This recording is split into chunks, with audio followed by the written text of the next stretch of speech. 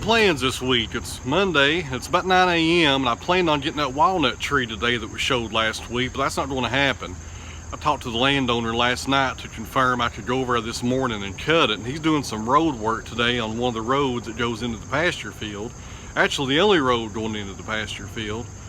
And I really don't want to be in his way. He had a little bit of a washout a few weeks ago and he's trying to do some repair work, so we'll head over there tomorrow. He said he should be done today, so tomorrow should be good for going over and getting that tree. There's also another interesting tree to harvest while we're over there. I won't cut it tomorrow, but he's got a dead standing ash tree that we're going to get, and it should be pretty solid still. And there's also a really nice pecan tree that came down with the storm that's already on the ground, so he's going to give me that one also. We'll be loading it up as well sometime this week. Got a lot to do this week. And these glasses are fogging up as usual. Little boy started back to school this week. Bruno is in the 1st grade. Hard to believe. Summer's over just about.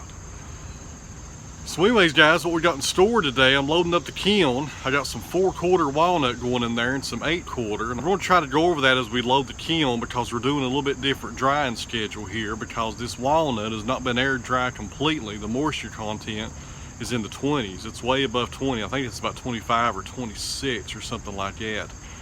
So that's going to be a first here at the kiln. Usually I put lumber in here that's air dried to 20% or less, and this is going to be a lot different. So hopefully it goes over well, and we'll see what happens here. I'm going to monitor the process here via videos as we dry this wood. I think it'll take about 2 weeks to dry it. One more quick thing here. I've been getting a lot of comments lately on people complaining that I talk too much. So for you guys that were complaining, if you wasn't complaining, go ahead and move on and just forward on to the video to where I start loading up this kiln. But if you were complaining about me talking too much, I'm going to educate you here real fast. On the bottom of the screen here, there's a little dial. You can move it over until you see something you want to see. So if you move it over a minute or two and I'm still talking, keep going. That's all you got to do. Or you can push that mute button and do something else until you see something you want to see here on the channel. It's pretty simple. All you gotta do is forward it. So anyways, guys, let's get to loading this kiln. To give you guys an idea on how wet this wood is, on top of my 4-quarter, I got a few live edge slabs here. These are all 8-quarter, and we sawed these up in either June or July. I can't remember which month it was. We sawed so much walnut this summer, I can't remember when I cut it, but no later than June. And here's what the moisture looks like so far. It's been out here air drying for at least, let's say this has been out here for at least 4 weeks air drying. So right there we got about 26, almost 27% moisture content. Now this Wagner meter is pinless. You can see that on the back. And it's a density meter. It's got different settings here for all your species of wood. This meter is kind of expensive. Wood-Mizer sells them. They're about $350, but you got to have one if you got a kiln. You got to be able to tell how wet your wood is before you put it in there and make sure it's dry. But it will show up to 32% on the moisture content reading.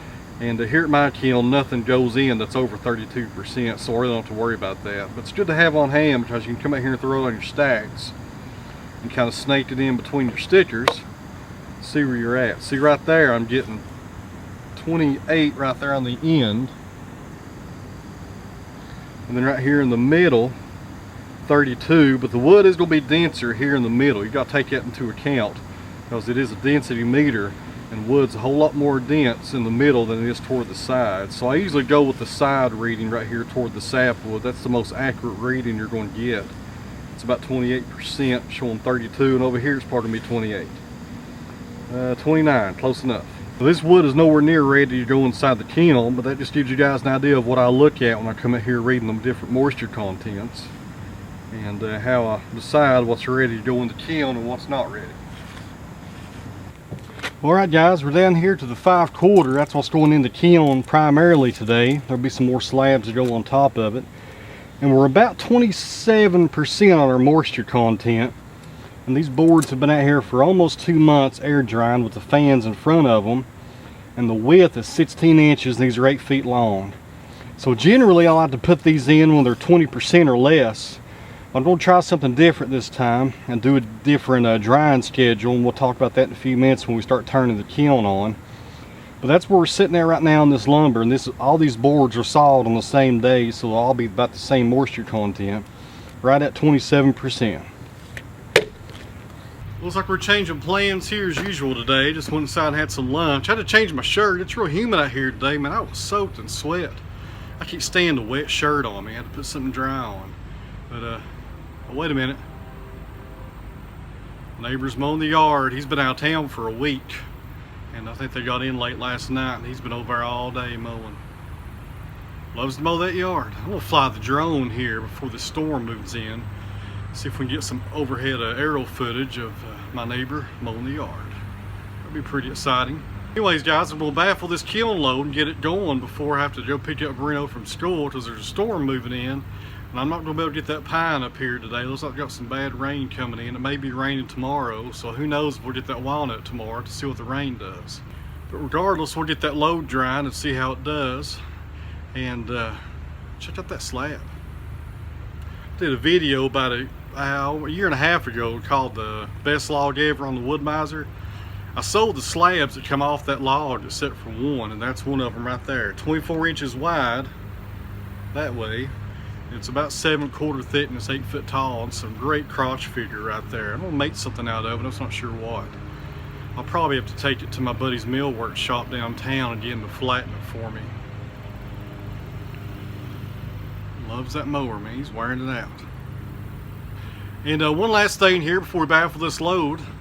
Appreciate you guys on Patreon, and also people that bought the t-shirts. I appreciate that. That order's been put in, and as soon as the t-shirts get here, I'll ship them out to you, and you should get a tracking number if you paid through PayPal. And we had a pretty good turnout on the t-shirts. I sold 50 sets of them, I think, and I think there's going to be enough money left over after I buy the shirts and ship them to you guys that I might be able to get me a new camera here for the channel. And that was the goal anyways, to try to buy equipment for the channel with the money we make off these t-shirts. And I'm hoping to get a proper DSLR camera with a little viewfinder that looks at you. I got a DSLR, but you don't know what it's videoing because you can't see it. So hopefully I'll be able to get something like that here in the next week or two, and should be some better videos coming out because I'll be able to see what I'm filming for a change. Let's get to it.